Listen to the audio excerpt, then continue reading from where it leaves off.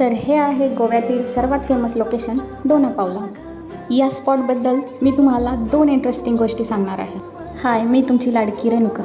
या स्पॉटला डोना पावला किंवा लवर्स पॅराडाईज असे पण म्हणतात. आता पहिली गोष्ट म्हणजे डोना पावला नाव कसे पडले. पोर्तुगीज व्हायसरॉयची मुलगी डोना पावला हिला स्थानिक कोळी तरुणावर प्रेम झालं.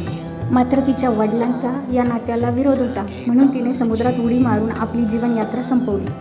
ती खूप दयावान होती, स्थानिक लोकांची फार मदत करत होती, म्हणून तेथील लोकांनी या प्लेसला डोना पावला असे नाव दिले. आजही डोना पावला व्हाईट साडीमध्ये या बीचवर फिरते असे इथल्या स्थानिक लोकांचं म्हणणं आहे. तुम्ही पण कधी गोव्यात आलात तर इथे नक्की व्हिजिट करा.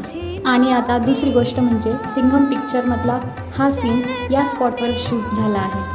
तुम्हाला ही डोना पावलाची इनकम्प्लीट लव्ह स्टोरी कशी वाटली नक्की सांगा. चॅनलला लाईक, शेअर, सबस्क्राईब नक्की करा. तोपर्यंत बाय बाय.